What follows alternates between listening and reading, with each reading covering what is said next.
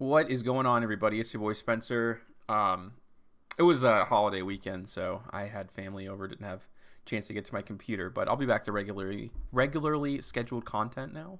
While I've been going over the holiday, I've kind of had a little bit of time to shape up my rank 4 deck, and I wanted to show over some goo, as the kids say, and show you what kind of the new improvements of the deck are. Because the problem was, I needed a little bit more juice and I needed a little bit more consistency. So I had to dig deep in the bag and basically just comb Yu-Gi-Oh cards that exist within certain archetypes, like types and levels and all that. And at some point I had to reach outside of levels and get really creative. So I'm going to show you what all this means. So Automatic Pickup is such a good card. Really, if this deck just had like one more searcher, it would be so good, right? It's Onomatopoeia and it's Automatic Pickup. 6 searchers is good, but maybe not enough. Maybe not enough. I don't know if a field spell is what the answer is. A field spell that searches on. I don't know. I don't know exactly what that is. That's up for Konami to do. But hopefully the new Onomat stuff gets support at some point, because I think that'd be really, really neat. And main deck support is all it needs. It doesn't need extra deck support. So this searches an Onomat card, which is so important because this is an Onomat card. And what I've actually done is I put this down to 1. And you may be thinking, like, what are you doing? Like, why would you do that? Rock monsters are king in this deck, so you'll see what the implications of that are. Alright, so this is Onomatopoeia. Lets you search 2 of the types. So I searched Subaba and a Go Go Go. And this hand is just like, obviously the first thing I'm going to show you is like the craziest version of this hand, you know what I mean? The reason I sequenced it this way, and maybe it's subjectively wrong, but I don't have anything to play around Imperm or Effect Veiler. It's not like they're super popular right now. But I would, in my mind, if I'm thinking on the eyes of a Yu-Gi-Oh player, this only special summons 1 monster. So it's like, are you really going to use your Imperm on it? Maybe. Probably. I don't know. So the reason I sequence that way is like, well, now, because this still has an effect. This isn't on normal summon. It's just an effect like on the field. So, you know, Onomatopoeia lets you, Utopic Onomatopoeia lets you summon 2 from the hand.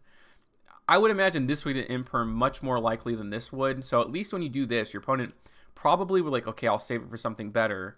Then you can bring this card now. If this gets Imperm, at least you have a free special summon with Gaga Coat, which can make a really big difference. Alright, so I can go ahead and go into Utopic stage. Nothing too crazy there. The key here, whenever I make these combos, I talked about it in the first video, you want to be able to put a negate, a monster negate up before you ever put a light or dark in the graveyard, and this deck is able to do that pretty well. So I can bring out a Ascended Sage, right? 2 Earth monsters in graveyard. Nothing they can do right now. And then I can use the effective Gaga Coat to bring back a Go Go Go monster. That's Go Go Go Glove, and that's going to bring back Go Go Go Gigas. Okay. When a Go Go Go monster is special summon, while it's in your graveyard, you get to bring it back. Very cool. Now I can overlay those 2 again, go into Gallagran, and this is where things get crazy. So I did Gigantus last time, and now I'm going to search something even crazier. And that's Adamantipator research. And you're thinking, what are you doing? So part of my research was, are there any good rank 2s, right? There aren't. I'll tell you that right now. The Gin Buster, I think that's what it's called, is the only good one, like quite literally, other than Totally Awesome, which requires 2 Aqua monsters. And then Gin Buster requires 2 Dark monsters. So this is an Earth deck. So I had to like think, like, how can I make this work, right? Because free special summon when you control a rock monster. And then it excavates the top 5 and lets you special summon. So the problem with Gigantus was, and what I was running into, the biggest problem, was that I didn't have enough 4s. I was 1 level 4 short from going into a really powerful rank 4. And I wanted to change that. So if you read Automatic Pickup, it does search, but it's a continuous spell and it does something. You can target 1 Zubaba, Gaga, Go Go Go, or Do monster you control. All monsters you control currently become that level's monster. It's not Onomat cards, it's all monsters you control. Now, this is only a 1-of in the deck, and it's obviously searchable through Gallagran, which is accessible through any 2 4s, so you're not going to search this every time. If you open it, it's like good or bad, depending. It could also just equal 4. It's a free special summon too, which is important. But Gallagran can search it if you get it. And you're only going to want to search with Pickup, right, because you can make this a rank 4. So I'm going to go ahead and go into here, my Utopic Future. So now, before a light monster ever hits the graveyard, because you're not just going to play tiers, everyone's going to be anti-tier. Everyone's going to have Bystials in their hand. You don't want to have your opponent... It's not that it's going to disrupt you, but you want to avoid bodies being on the board, right? The Bystials. It's not the end of the world, but again, it's something that you kind of want to avoid. All right. I do put these in defense, but now I'm thinking, like, people are playing so many Bystials. Like, are they really playing Lightning Storm? It is good to play around it, and you do have battle protection on some level, but yeah. Okay, so Go, Go, Go Love can go ahead and go off. Now I control a rock monster. If you control a rock monster other than Researcher, you can special summon this from your hand. Okay. So I can go ahead and now overlay those two, go into Ptolemaeus, which is great. So these are like anti-tier boards, basically. Now I can excavate the top 5, special summon a non-tuner rock monster. And this is where I get deep in the bag. Okay, Korthon, the hidden gem of Seafront. Why would I play this card? A few reasons, okay. Well, cool, I can now turn these 2 level 2s into 4s, but you can discard this card. You can normal summon 1 earth or water monster during your main phase this turn in addition to your normal summon or set. I never know where this card came from, but it exists. And if you control an earth and water monster while this card's in your graveyard, you can special summon this card but banish it when it leaves the field. You control a bunch of earth monsters all the time, and that water monster can be Abyss Dweller. So in a situation where you have this out and this is in your graveyard, you can bring this back, then use automatic pickup. It's a free special summon. So these are also just rank 4 bodies in this scenario specifically. Okay, so now I can put the rest of those back at the bottom of the deck, which is very cool. Yes, this is a water rock monster. Why not? So now I can go ahead and use the effect of pickup, targeting the Onomatopia, so everything becomes a rank 4. Now I can go into Tornado Dragon. These are generic ones. I think this is like one of the best generic ones, especially when it hits the tier field spell. Or Flew Under Rees, right? If I'm going into this blind, I'm preparing as if I'm playing against tier, but you don't actually know. This is just universally good, I think, against pretty much everything. Now I can go into the regular Utopia stuff. Go into Utopia Force, go into the S39 Utopia Prime, rank up into it, and then start going over my plays. So I can bring out another monster negate here, number 90 Galaxy Eyes Photon Lord, overlay. And then I can go ahead, use the effect during the end phase, go ahead and go there. And during my opponent's turn, I can start activating effects. So importantly, right, I talked about this again during my last combo video, but this is once per chain during either player's turn. It's not a quick effect. It's just during either player's turn. So you have to start a chain. The good thing about this combo is, well, first of all, like I said, no Bystials can activate until you have a monster negate. So they're pretty much wasted, right?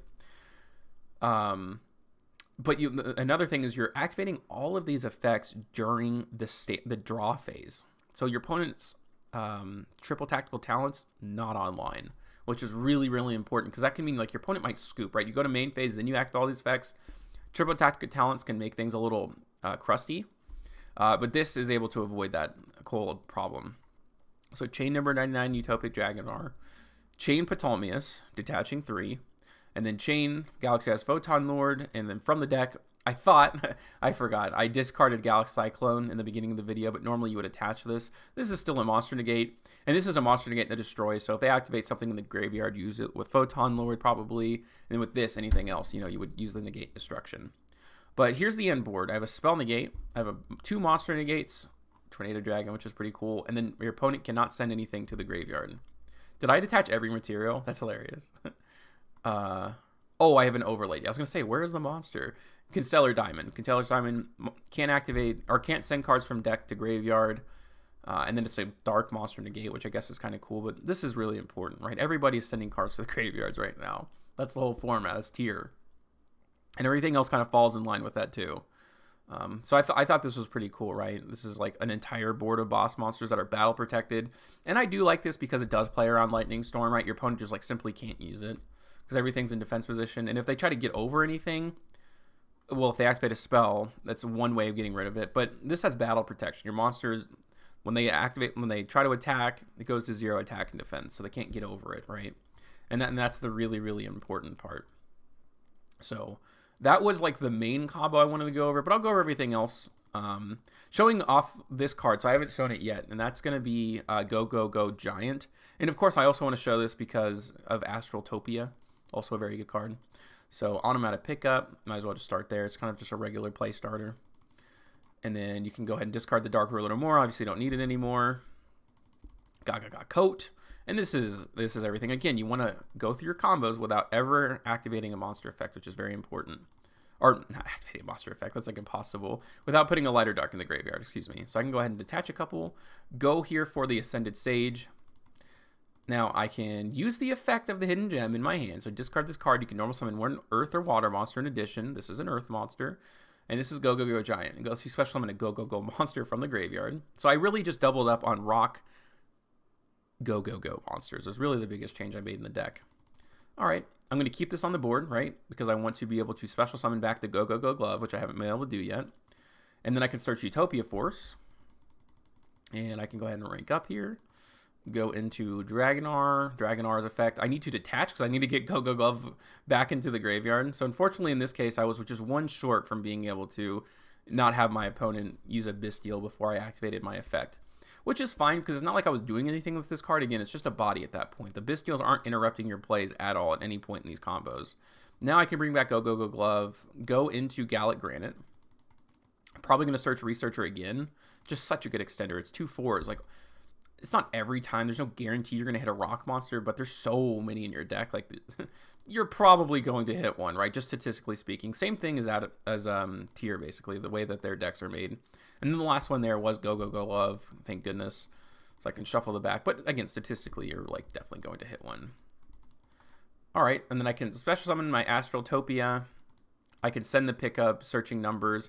So yes, I'm not going to be able to as a 4-body, which is a little unfortunate, but at the end of the day, I mean, how much can you really complain? This is a Dark Ruler proof board, essentially. Like, your opponent's going to have to deal with not being able to send cards from the deck to the graveyard, right? 2 monster negates and a spell negate now. And again, like, even that's assuming they have Dark Ruler. Otherwise, you just get a counter trap that negates everything that your opponent essentially can't respond to, which is very good. Now, I'm not, like, oblivious. Like, I obviously know that there's a lot of deficiencies. Like, you know what I'm saying? Like, Super Poly definitely beats this. Like, Lava Golem is, like, really, really bad. But even if they Lava Golem, you're still probably going to have 2 or 3, like, interruptions, which is kind of cool. But you just can't play around every card. I mean, that's just kind of how it works at the end of the day. This was another one of those scenarios where I tried to, like, avoid putting a light in the graveyard. There's only going to have one opportunity. And they'll probably read that. And this is one that I wanted to go over because I did this wrong. So I was going to just go ahead and use the effect right away of the gem and do that extra normal summon. But I got to use Gaga Coat first because I need a Go Go Go monster on the field. So I'm going to go ahead and overlay, go for his Sage, and then detach too. So I kind of did this backwards just to try to avoid putting a light in the graveyard as much as possible. But it was okay. It wasn't the worst thing in the world. So I can bring back Go Go Go Glove. Now, if I overlay here, I still have not used Go Go Go Glove's effect, graveyard effect. I brought it back with Coat, and I brought it back with Giant. So I thought this was fun. And again, this is why I changed the deck so much. The ceiling is so much higher. Like, just having Draco Future and number 99 with the 2 interruptions is not enough. I mean, most of the time. Sometimes it will be, but a lot of times it's not. You need that extra, like, Floodgate or whatever the case may be. And there's so many alternatives, right? Instead of Ptolemaeus, you can just go into Abyss Dweller, and that's probably how I'm going to roll with things if I bring this to a competitive event. I'm not going to have this in my main deck. I'm just going to have these cards on my side. But there's a debate, right? Because most people are going to be playing tier if you go to a tournament. Yeah. And then I do miss out on this one, but you obviously are going to set Crossout Designator there because you want to have this is still an anti-Dark Ruler board. I really like Crossout. It's such an interesting card, right? I have Dark Ruler in my deck, so if they try to activate that first and that's the way that they're going to break their board, no way. Like, they're done. Like, that's just not going to work. And then I would say Dark Ruler is the most common out. Dark Ruler and Lightning Storm have to be the most common side deck cards going into a tournament. They're cheap and they're good. And that is not enough to beat this deck, like, at all. And if my opponent started out with, like, Dark Ruler or more, I would... Yeah. I was just thinking of how I would sequence things, but end board's pretty cool, right? I mean, this is a pretty good rank 4 deck as far as things goes. A little weird, but it does work out in the end. All those new tech cards, I think, do raise the floor of the deck a lot. Now, I've been looking at my water deck too and trying to see which one I would want to take to a YCS, but this is just way more consistent. Automatic Pickup and Onomatopoeia, or whatever it's called. I can't, stupid names. Just make the deck so much more consistent than water. Like, the ceiling in water is so much higher, right? Sometimes you're putting 2 Toads on the board, and 2 Omni Negates are crazy. that are follow-up, but it just doesn't have those power consistency cards. There's no main searchers to get the cards that you need in your hand, and that's always the problem. But that is going to do it for today's video. Let me know what you guys think in the comment section down below. I'm going to do a gameplay and an updated deck profile like probably tomorrow, so you guys let me know what you think about that. But other than that, that's going to do it for today's video, and I'll see you guys next time.